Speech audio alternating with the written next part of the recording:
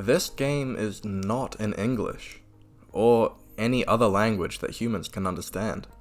The vast majority of text in this game is presented to you in the form of little squiggly moon runes like this.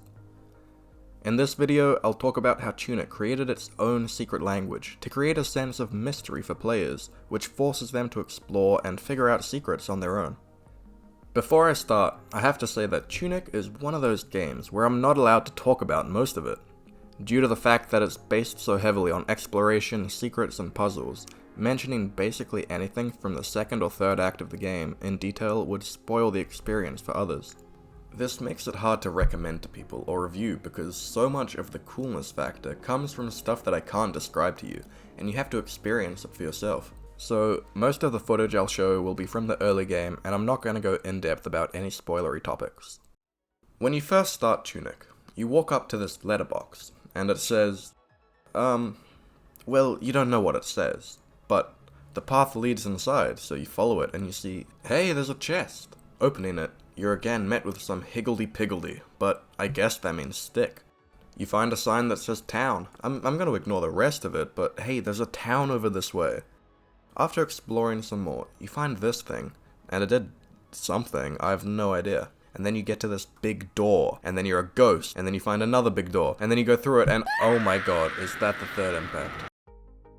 You've been dropped into this world with no explanation of what you're supposed to do or where you are supposed to go, and that is the heart of Tunic.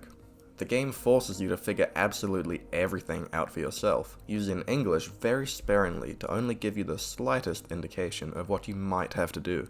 At the start of the game, there isn't even a tutorial for the controls, allowing them to reveal new abilities to you later in the game that you didn't realize you had the whole time. This feeling of exploration can only be experienced when you don't know what's going on.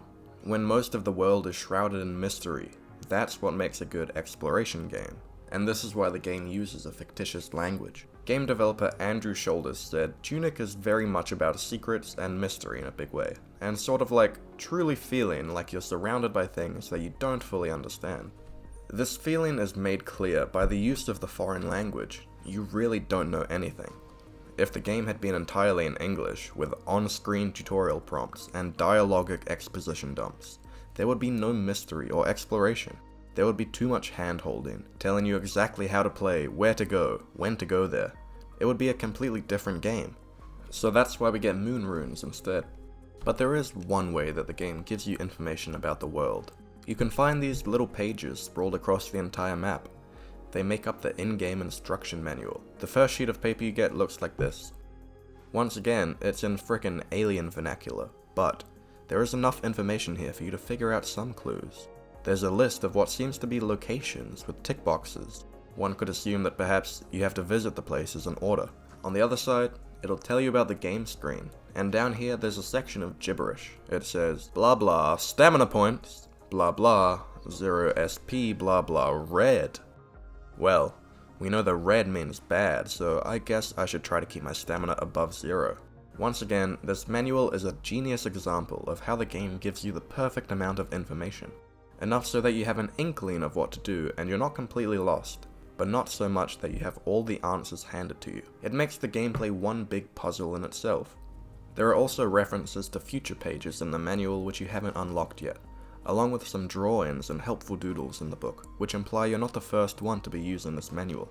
The incomplete in-game instruction manual is an incredibly unique and innovative way of introducing information to the players. It's clear that the game is inspired by Zelda, titled even after Link's iconic clothing item. And while the comparison is obvious, this game is much more than a Zelda clone. It does so much to separate itself from the classic Zelda formula, while managing to remain a tasteful homage to the very first entry in the franchise from 1986. Having played through most of the original Zelda games, I believe that Tunic is most similar to the very first one. This is due to the similar feeling of exploration found in both games. The Legend of Zelda is all about exploring as you walk around this big map with no clue where to go. You're given basically no hints or tutorials, you just have to figure everything out on your own. You can enter any dungeon you want and go anywhere you please. It's no surprise that it was incredibly influential to gaming as a whole. However, I played a couple of years ago and it really doesn't hold up too well.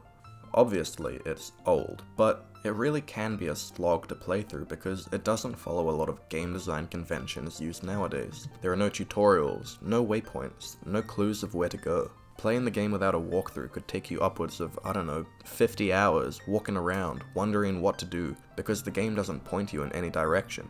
There are so many secrets in this game that would be considered bullshit if they were put in a video game today. Like trees you have to burn to go downstairs, or walls that you have to bomb. But these things have no visual cue. Most of your playtime would be aimless wandering. Burning every tree on the map would take forever. So why would they make a game like this? How about programming an in-game map, or at least a hint of where to bomb? Well, they didn't need these things in-game because they had them out of the game. Every copy of The Legend of Zelda would come with, drumroll, a manual. What? That is crazy. Something we never see nowadays, a game manual would have all sorts of yummy information about the game you had just bought. With this mystical tome, players would have access to knowledge beyond our wildest imagination. Information that we don't get today if we were to sit down and play The Legend of Zelda. Having this booklet by your side as you waltz through the game would make it much easier, while not being as simple as following a complete walkthrough. Manuals in those days were practically mandatory reading to understanding the game, including the backstory and the lore of the world, maps, enemy information, and more. You needed this manual. With The Legend of Zelda, players are given a partially filled out map of the entire world, with hints on where to go and the locations of the first few temples. The people who played back in 1986 would not be completely lost with this. Also, the bullshit trees and walls that you need to destroy are marked with little question marks on the map to tell players there's something over there worth exploring. There's a list of every item in the game, every enemy in the overworld, even some hints for how to beat them and secret locations that can help Link. This information would be invaluable for players at the time, and it's the main reason why it can be a pain for people to play in this day and age. Everyone who plays it now doesn't get handed a copy of the manual by Nintendo, but this feeling of discovery is what Tunic was trying to replicate and modernize. By adding the in-game manual, it can reproduce the feeling of looking through a manual when you're a kid. Not quite fully understanding everything on the pages, but you're having a blast anyway.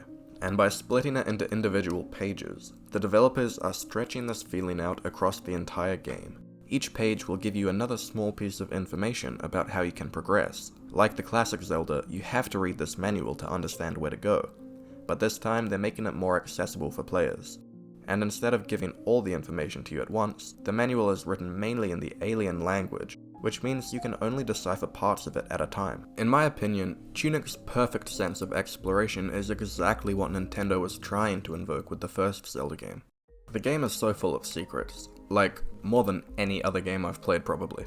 At every turn, there's a secret. You walk behind the wall and get a chest, or you find a secret set of stairs, or a whole new area, or a place where you can change the color of your clothes. There are so many secrets that every main part of the game feels like you found a secret, which links back to that sense of discovery and the lack of English tutorials. Because you are lost and unaware of what's going on around you, finding anything feels like a significant experience, yet you're always finding things. The pacing in Tunic is incredible, never really dilly-dallying for too long in the same area. You're always traveling into new locations, new dungeons, new enemies, new secrets, and new pages in your manual which will let you understand more about the very world around you. Throughout the game, there are always new secrets that were hidden in plain sight, like, hey, bet you didn't know this was here the whole time. What? That is crazy. And then at the end of the game, the very final puzzle that you have to do is absolutely insane. I'm not gonna say anything about it, but it's one of the best puzzles I've ever done in any video game ever. The game has a pretty heavy combat focus, and I hate to compare it to Zelda again, but especially compared to some of the Zelda games, the combat is much more prominent here. Most of the dungeons don't really have puzzles, but rather hordes of enemies to fight through, which is okay. I never really thought it was an issue, but I do like the puzzles in the original Zelda. But oh my, the bosses are insane. The boss fights in this game feel so epic and cinematic and cool. I can't show you most of them, but damn, they feel very nice, and they're also difficult. Like an actual challenging boss fight where you need to know the mechanics of the game well. Obviously, it feels very satisfying to beat them. I have a couple of minor issues with the game, but it really feels like I'm nitpicking, so I'll just go over them quickly. Firstly, the lock-on is kind of clunky and annoying sometimes. in true Zelda fashion. Ladies and gents, I present you Z targeting. Pesky bats flying from every which way, trying to circle around a Stalfos without losing track of where it is relative to you. Have I got a treat for you? Just press the Z button and lock onto the nearest baddie and have a go with your mighty sword device. Check it out. Z targeting. It can make fighting a little bit annoying when you can't hit what you want. And I think that one of the sections near the end of the game was a bit stupid. It's a part where you collect 10 things. If you know what I'm talking about, then you know. I think maybe just collecting a few of the things would be better. And finally, I kind of hoped that deciphering the language would be a core part of the game. Maybe throughout it they would translate certain words or characters for you, and by the end you could read everything yourself. People have deciphered the language, but it's not a core part of the gameplay like I hoped. I guess that is the point though, for all of the reasons I mentioned earlier. Not understanding the language amplifies the incredible sense of discovery and exploration. That's kinda it. Just little nitpicks, but the game was incredible.